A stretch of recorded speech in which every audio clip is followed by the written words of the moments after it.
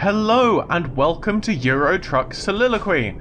I am Annemie, this is Euro Truck Simulator, and you're listening to the weekly show where I talk about things mostly in the gaming industry, sometimes from not in the gaming industry, that interest me. And today, at time of recording, is a special day because it is my birthday. So today I get to talk about whatever I want to, as opposed to the other weeks where I get to talk about whatever I want to. So yes, for those of you who don't know, the conceit is I play Euro Truck Simulator with most of the things that actually make Euro Truck Simulator difficult turned off, so I don't have to follow the laws, I don't necessarily have to sleep. Yeah.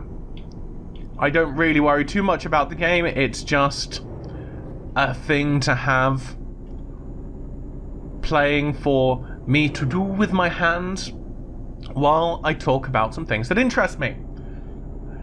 And firstly, and I mentioned this briefly, and I think it was my Mad Max video, but today I do really want to talk a little bit about Australia. Now, Australia and I didn't really get on as places. I didn't hugely enjoy living in Australia when I did, but it will still have a place in my heart, and there are people there who do mean something to me, and so I like keeping up with Australian news. And as many of you will have heard, same-sex marriage is now legal in Australia.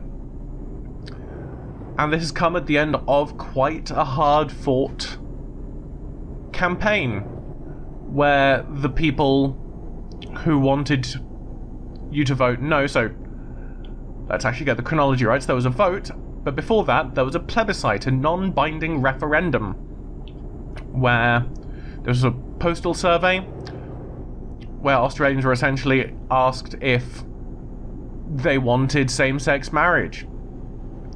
And this campaign was nasty. It featured just plain lies and misinformation along the lines of the No campaign suggesting that homosexuality causes suicides. Not that not being accepted as being queer might make you more likely to take your own life. No, it's a direct causal thing. And this was... it was a shocking advert, quite frankly. You saw it actually go around the world with the just sheer dreadfulness of the thing. And then you have people like Bob Katter. Bob Katter is an MP in Northern Queensland, and he was interviewed before the referendum, and he had interesting comments, shall we say. He said that, essentially, I'm paraphrasing, I don't have the quote in front of me, that he kind of wanted people to be happy. If they're happy, then 1,000 cherry blossoms for them, or something equally strange like that. But, and his face suddenly turns hard, every year 30 men in Queensland are torn apart by crocodiles, so I'm not spending a single minute thinking about this issue. Now that was unintentionally hilarious in its own right, but we'll come back to that later. So, had this campaign, the vote was overwhelmingly in favour of changing the law to allow same-sex marriage. Despite, as I said, such blatant lies and such a wonderful slogan from the No campaign, which was just, it's okay to say no. You're allowed to say no. I was like, yes, you're allowed to, but you're a bit of a twazzick if you do. So yeah, we had that referendum come through. Then there was the vote, which actually went through. It took significantly less time than I thought it would. There was some worries about amendments being added to the bill in the name of protecting religious freedoms. And we all know which religious freedoms these people want to protect, and those are the freedoms to discriminate, of bakers to not produce cakes for people based on their sexuality, based on their gender identity. They're allowed to just say, no, we're not serving you. I mean, it's all very reminiscent of that time that a Loose Women presenter, which is a talk show in the UK, essentially compared making a cake for a queer couple as being akin to making a cake supporting ISIS. Without obviously realizing the obvious distinction that one of those things is illegal. So yeah, we had that, the vote came through, and Parliament voted to allow same-sex marriage, with cheers coming from the rafter, which weren't at all shouted down by the speaker, which was nice to see, just utterly jubilant scenes. And the day after this happened, I found out about it, I cried so much. It was just such a wonderful day. And I think it might be tradition. I'm not too familiar with Australian politics, but I think speakers might be able to get 15 minutes after votes or so on and so forth to give their opinions. I might be deeply wrong on the reason for this 15 minutes being awarded, but either way, Bob Catter, the person we were talking about earlier, who decided that gay marriage can't be talked about as long as crocodiles kill people, had 15 minutes that he wanted to talk about.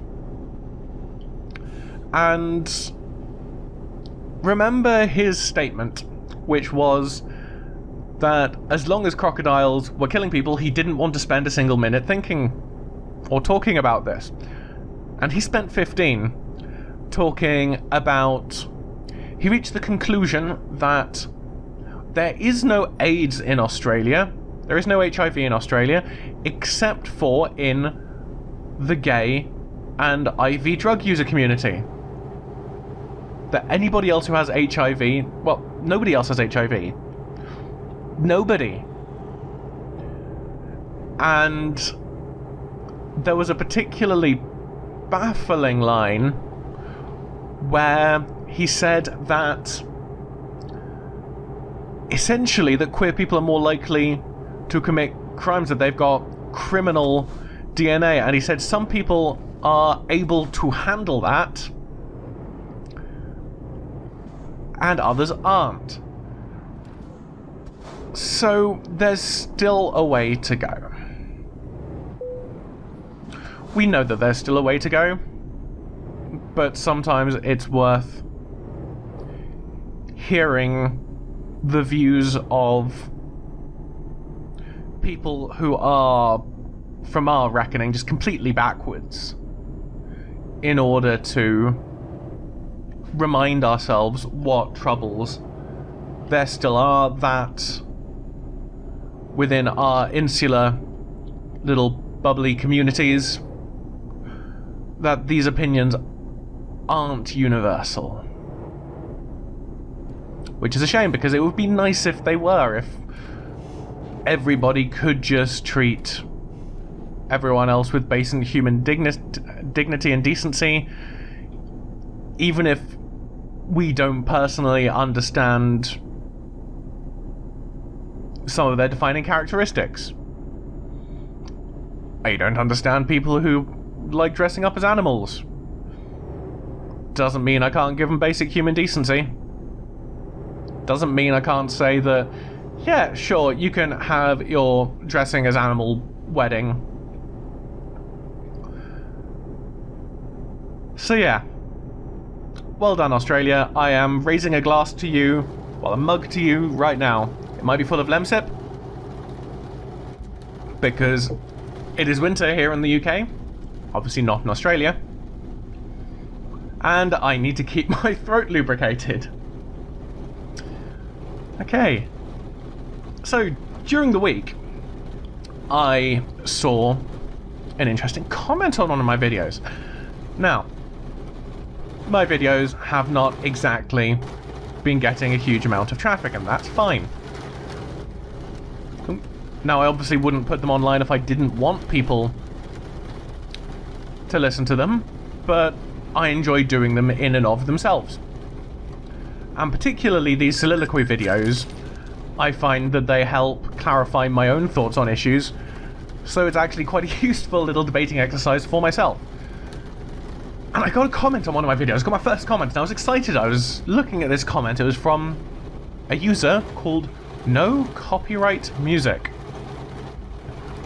Interesting username. And the comment went something along the lines of this. Great video! I think you have potential to be a huge YouTuber and make so much money that this becomes your permanent job. It's just that I actually realized that your channel really isn't growing very fast, which is holding you again. If your videos acquired some more views, they would do so much better in the YouTube algorithm. My main channel has been receiving a ton of success because I bought a $10 guide on getting an unlimited number of views on any video.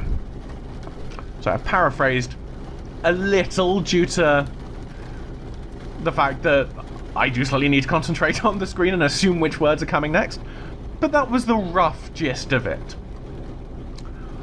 So let's talk about the mathematics on this to start with. An unlimited number of views. Yeah, that's not gonna happen.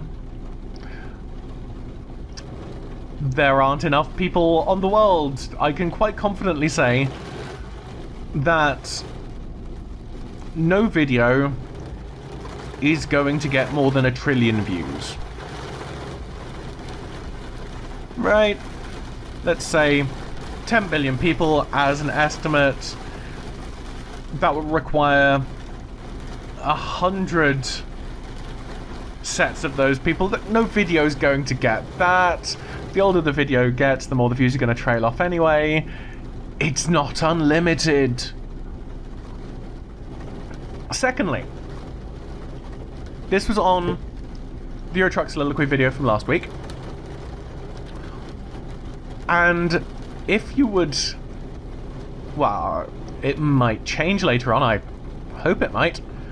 But when I look at that video's statistics right now, it says 0 likes, 0 dislikes, 1 comment, and 0 views.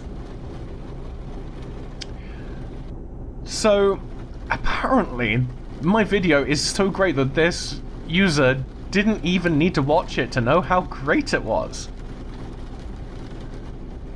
So I'm forced to believe that this is a person who goes around small YouTube channels trying to get them to look at their own channel in order to boost their own views. They claim they have 7,000 views on one of their own videos already, but I'm not giving them more traffic. Stuff them. But this sort of predatory behavior for your own gain, come on, knock it off. And if they'd actually, you know, listen to this channel, they might realize that I am somewhat older and a little bit more reserved and cautious about things. So yes, well done, No Copyright Music. Although, of course, this is the sort of comment which in no way made reference to my video, so I do wonder if they have some sort of scripting program to just post this on as many videos as they can, with few views. So yeah, that was interesting.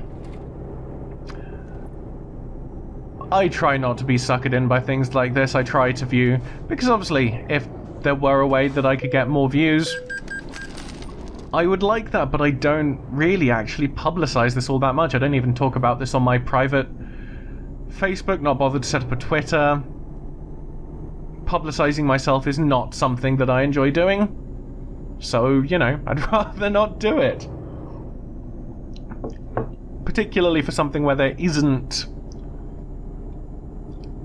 a product of obvious quality. This is a more intangible product, right? If I'd made a song, shall we say, probably publicize that somehow. Made a game, I'd publicize that. Written a book. But no, me just chatting. People can hear me chat anyway. I chat to them on a regular basis.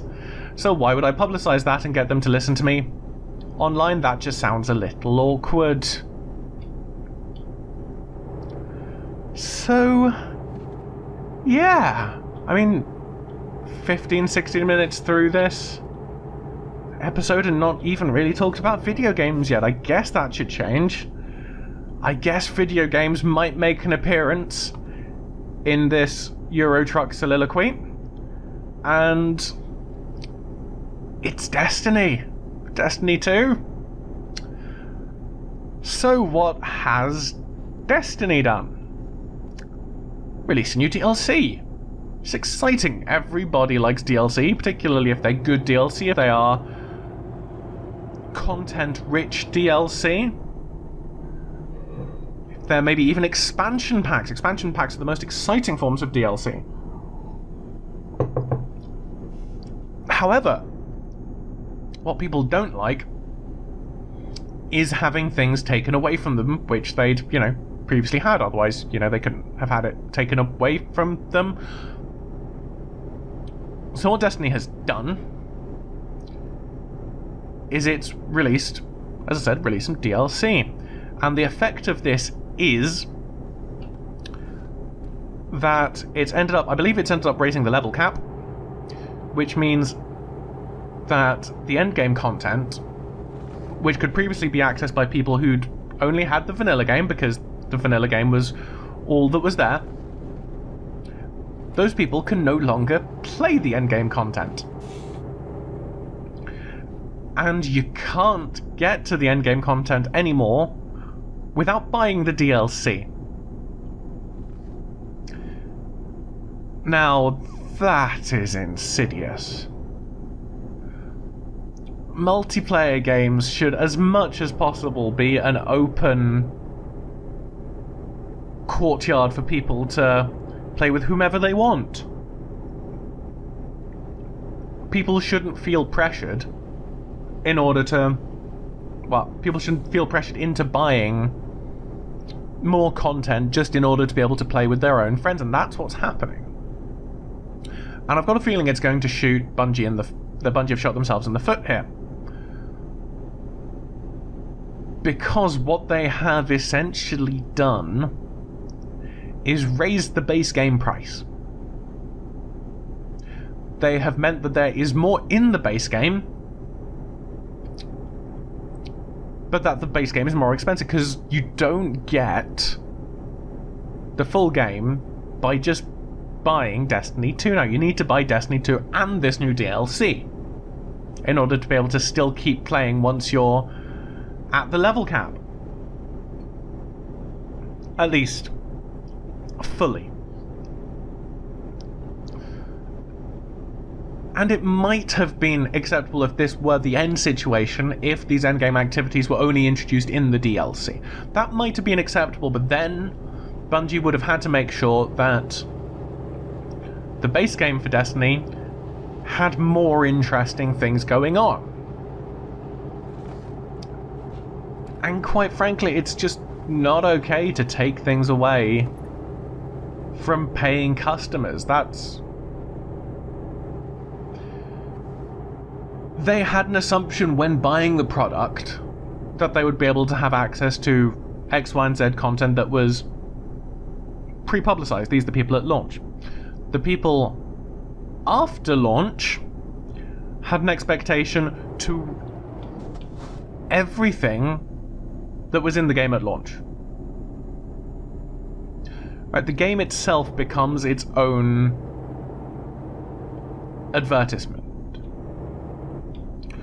You can take things away, but I think only with proper community consultation, and more importantly, warning the consumer that this is a thing that's going to happen.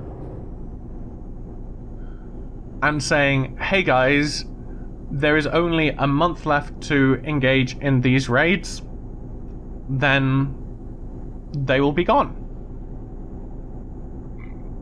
Pardon me. I think that if you don't do that, there is a certain amount of, not necessarily false advertising. Yeah. Oh, I'm really low on fuel. Should probably get me some of that. I really don't pay attention to this game when I play it here.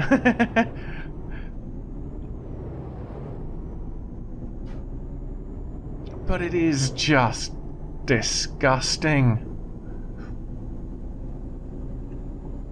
But on the topic of Destiny and disgusting practices, there was some interesting loot box news this week. So many of you might have heard of Chris Lee. He is the Hawaii representative who talked about loot boxes in Star Wars Battlefront before, calling Star Wars Battlefront 2 a Star Wars themed online casino, saying that it's a trap, and wanting to see regulation on this. And now he is starting to draft some regulation, and this regulation would make it so that you would have to be 21 or older to buy any game containing loot boxes or some loot box equivalent. Now personally, I think that 21 is possibly a bit older. I'd lower that to 18 myself. But I think the base legislation, at first glance, I'm prepared to be told that there are some negative things in there, but at first glance, yeah, it seems alright. It would also require full transparency as to what your odds of winning any particular prize in the loot crate would be, and I think that is crucial. I was actually thinking about this earlier this week when I was thinking about scratch cards, and wouldn't it be interesting if scratch cards, in addition to saying what their maximum prize is, had to, in the same size font on the same side of the scratch card, reveal what your expected reward was. So you wouldn't be burdened with probabilities and see huge tables as to what each reward step would be, but you just get to see how much you would expect to win should you buy this scratch card. Probably wouldn't stop some people from buying it, and the aim isn't to stop people buying things. The aim is to make people better informed, to help out people who might have gambling addictions, so that they are, because gambling addiction can ruin lives, and it is absolutely their prerogative to ruin their own life if they want to. However, that ruination should be as intentional as possible. It should be as well informed as possible. They should have the information to say, if you do this, you might have some problems. And possibly include some form of gambling helpline on each scratch card. That would also be a good step. And Chris Lee was talking about his own experience with microtransactions, in particular with that little known game, Clash of Clans. And he said, at one point, I started buying crystals. Crystals being the premium currency involved there. I ended up spending a few $100s over the course of a few months. And once he'd realised what he'd done, Lee deleted the game. He felt that the game's microtransaction mechanics had snuck up on him without warning. And once he deleted Clash of Clans, there was no value left. It's just money that's gone, he said. Which is, of course, true. And over the course of a few months, Chris Lee had been hearing from local teachers about kids who struggled with the temptation to spend beyond their means.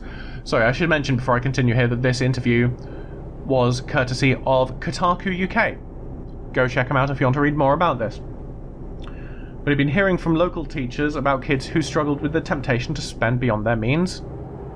Oh, I've actually arrived. I should stop reading this. I'll read more of that in a minute. But before then, because I can talk about this without having to turn away from the screen, it has been revealed that Ryan Reynolds, this is thanks to Eurogamer, that Ryan Reynolds has been cast as Pikachu in a live-action Pokemon film. You can't make this up.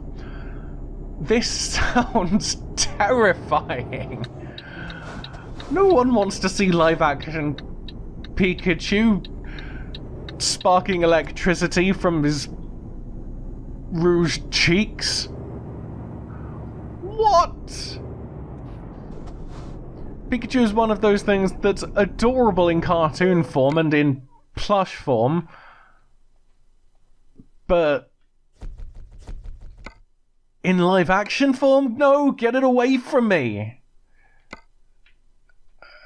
Actually, no, let's keep going the ADR route. Okay. I would really like to see who greenlit that. Okay, so what's going to be our next? Freight. Looks like Reims to Liverpool. Is that heavy? Can I think carry? Oh no, it's not heavy. Good! Oh. Wait, I'm not in... No, I am in Reims. I'm just getting really confused right now. That's a long way away. Is there something closer? Especially depending on how long it's actually got left on it.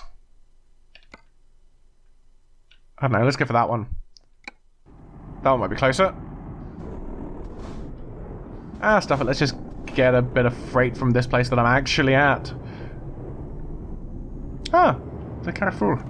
That's actually very similar to an actual... I think it's a French chain. I know it appears in Belgium. Stuff it, let's go to Graz. Don't know. Graz, something. Okay, where is the actual trailer?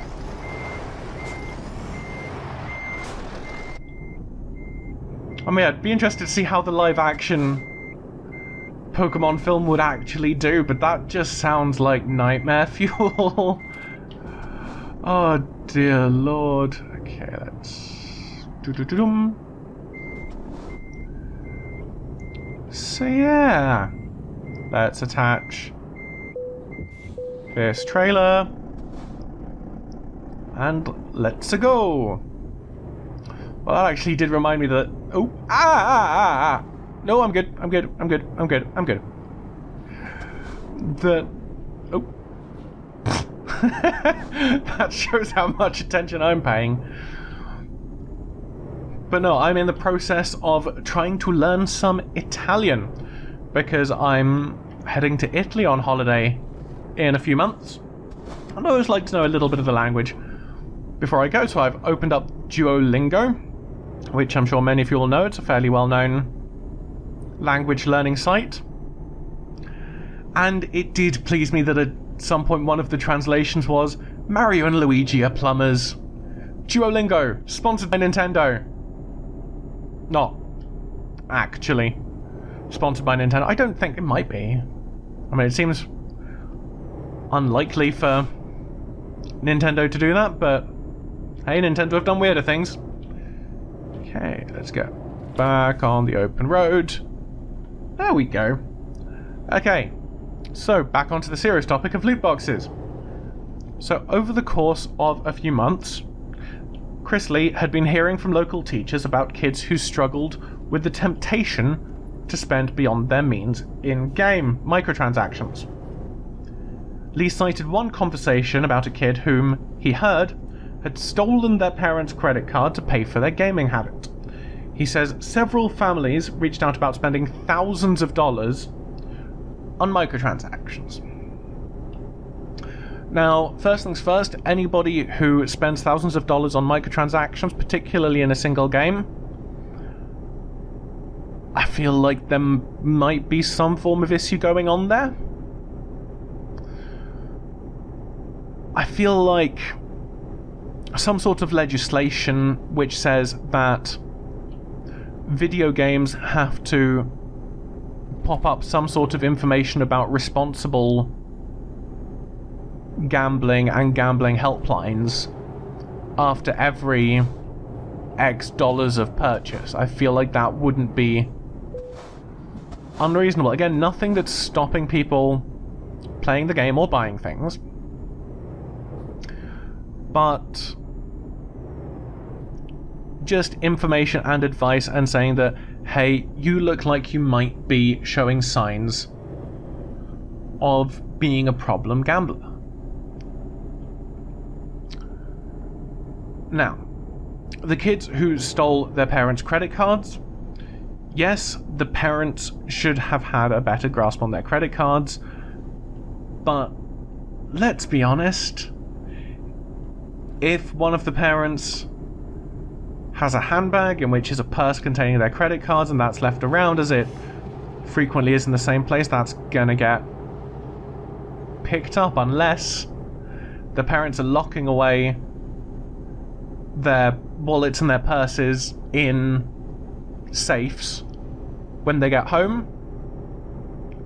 Kids are gonna have a decent idea of where their parents' credit cards are. So if there is something which is actively compelling children in an addictive way to buy these things, they are going to be able to have access to that money.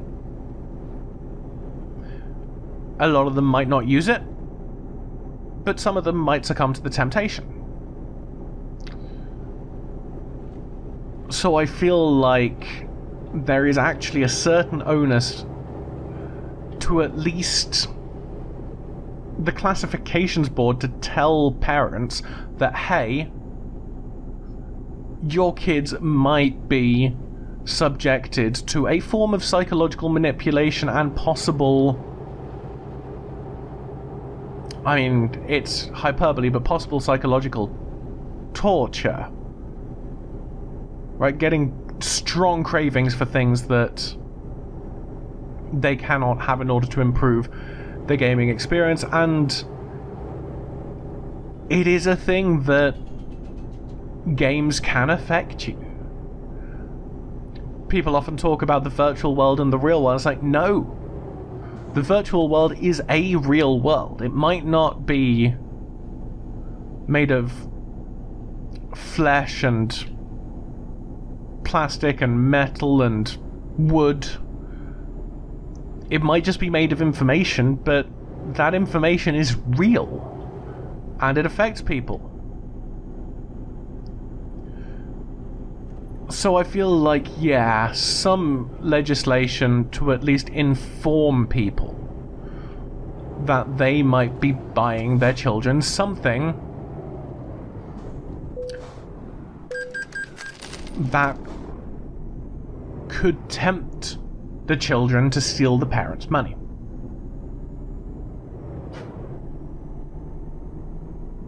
And this, I know that sounds similar to the whole argument that you had with the moral panics of video games will turn your children into murderers, their spree killer training simulators and so on. But this compulsion to buy things is something which is actively coded in the games. That is something which is there. They are using techniques from gambling machines in order to try and make people spend more money. Because if they're going to have the ability for people to buy things, why would they not want people to buy things? Why would they not try and set things up so that people feel the need to buy things? And Chris Lee actually seems surprisingly tech-savvy for a politician.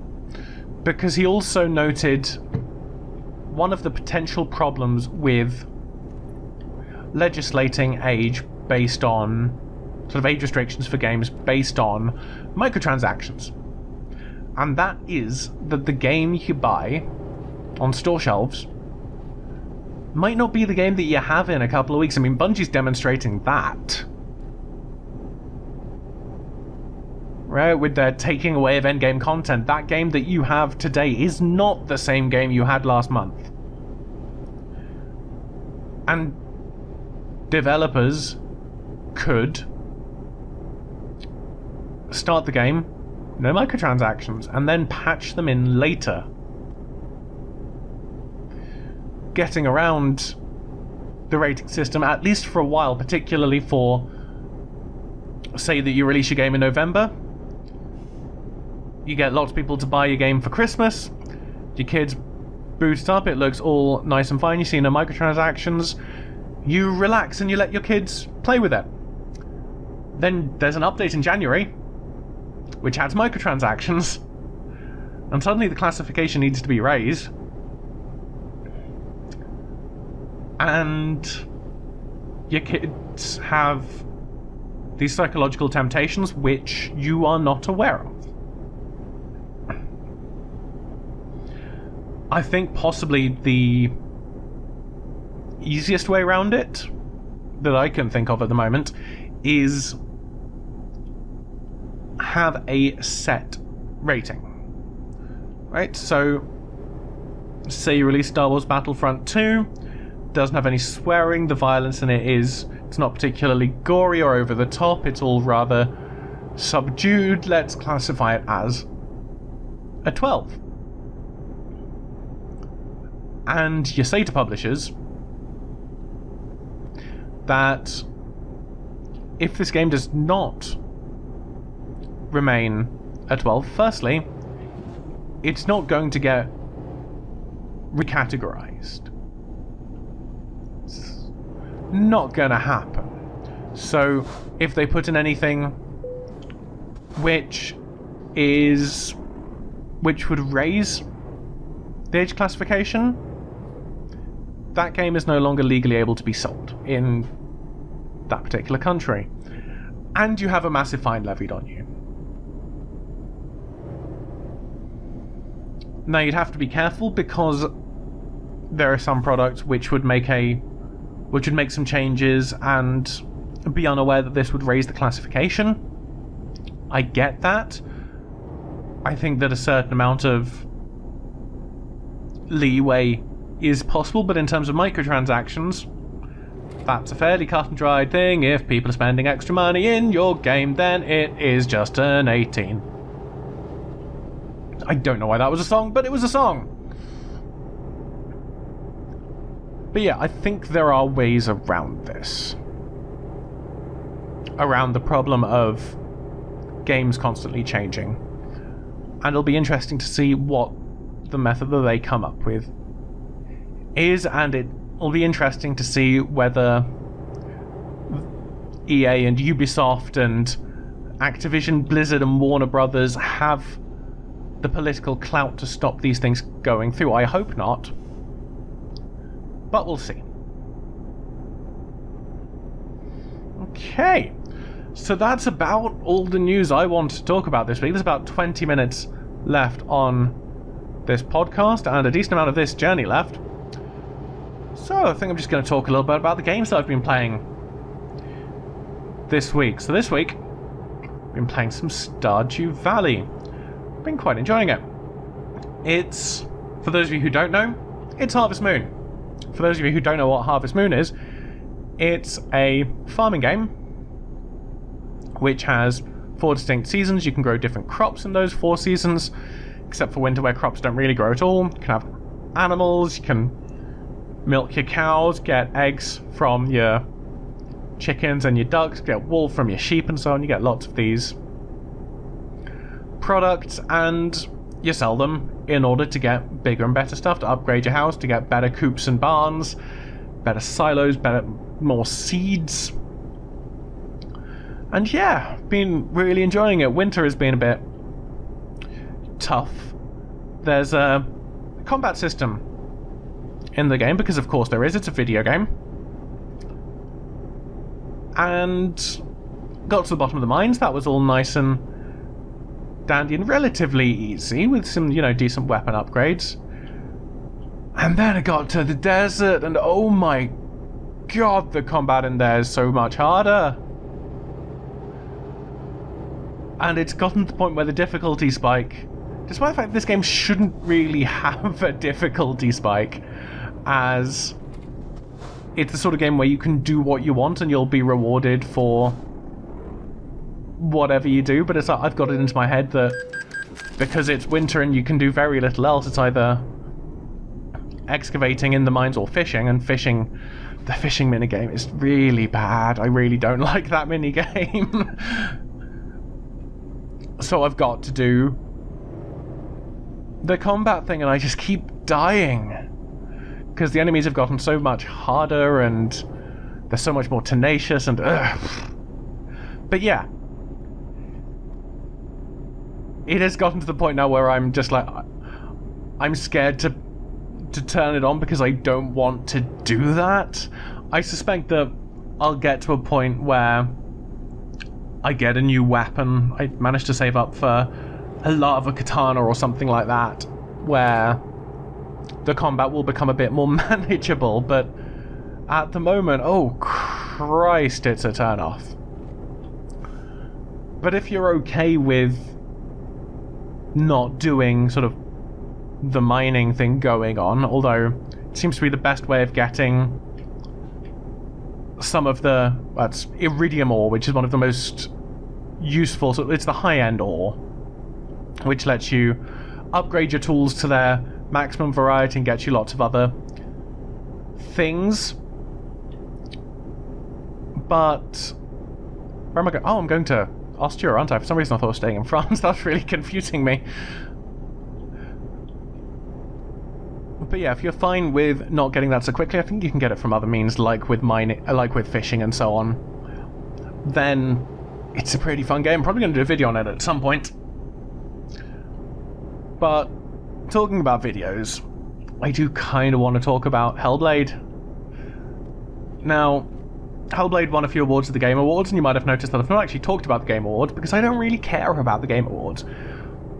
But Hellblade, critically acclaimed video game. And for those of you who don't know what it is, so I've been playing it for a few weeks now. Those of you who don't know what it is a game set in sort of a Norse mythological setting, featuring a strong female warrior woman protagonist. Now, for those of you who haven't seen this game, as soon as I said those words, I bet that I can predict what popped up in your head. You are imagining an impossibly beautiful and busty woman clad in maybe a couple of furs which reveal her breasts and cling tightly to her buttocks, fighting hordes of monsters. I bet that's what you're imagining. Now, if I add that, and actually you're going to see a bit of a skip coming up because my throat is really killing me right now, so I'm going to take a pause to cough. And if I add that Hellblade is about mental health, and that Senua, the titular character in Hellblade, Senua Sacrifice, suffers from psychosis, you have now suddenly imagined that she is screaming with rage whilst killing these Vendigos. Right? You are so wrong. Senua's character design itself is just a girl. Someone you might meet down the street. She isn't particularly busty, she's not particularly leggy, she's fully clothed. She's good because it must be cold there. She isn't even particularly beautiful facially.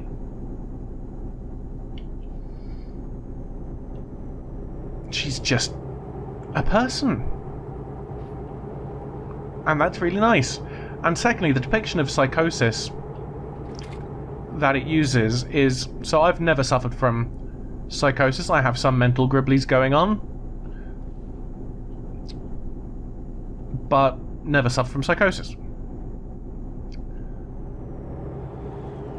And the portrayal of mental illness in Hellblade is something that I can actually somewhat relate to.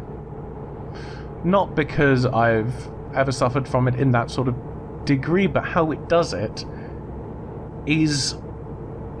So firstly, you have your normal sort of tricks of perception. You're never entirely sure if what you're seeing is real or if it's all within your own head. Secondly, a lot of the time you hear voices. And not like in, say, A Beautiful Mind, you're not hallucinating other people being present. But you are just hearing self-criticism. It's things along the lines of, oh no, she can't do that, she's going in the wrong direction, where is she going? Just hearing that sort of thing constantly. If you jump down a ledge, like, oh no, why did she do that? She can't get back now. Just this whole idea of you constantly doubting yourself and criticizing yourself and taking actions, then immediately regretting them, which has to be familiar to so many of us. And this portrayal in and of itself makes mental illness, which just by the name itself, this particular mental illness which Senua is suffering from psychosis, the name itself makes it seem like a huge thing. It makes it seem so far removed from our own experiences. And just this representation of maybe a large or significant chunk of it... Oh. Note to self, should not try and overtake whilst getting near motorways. Is there a car behind me? I don't... Well, it's coming up now. Cool. But just this representation of it as something I can relate to, something which I think a lot of people kind of having this overactive internal critic. It humanizes it. And it makes it significantly less... It makes it significantly harder to fall in the trap which so many American Republicans fall into when talking about gun violence, that it's just mental illness. Because when they think mental illness, they think, oh, this person is crazy! Which is, you know, so frequently not how it happens. One of the things which has been talked about with Hellblade, and so I'm hoping to do a video on Hellblade, but it's going to be different from my other insides almost inherently, because it's a very atmospheric game. I don't want to just play it whilst talking over it, and I also don't want to put a complete chunk of experience down there, because I feel a lot of the game is experiencing it for yourself, not knowing what's coming, not having an expectation, and being within the moment. So it would take me out of the moment, and I feel like it would spoil things for people who ended up wanting to play it. But as I say, I'm going to talk about a few of my feelings, and the two main mechanics which I've come across so far are, firstly, you come across these sort of locked doors that have runes on them. And what you have to do to unlock these doors is you have to find these runes. So there's a rune on the door, you have to find the rune somewhere that is not on the door.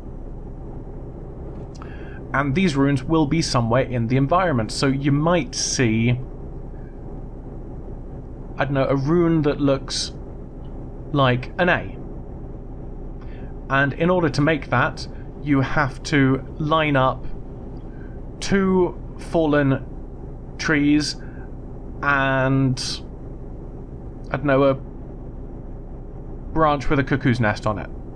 So you're lining up sort of disparate objects, you're trying to find patterns in the wild that, for all you know, are just coincidence.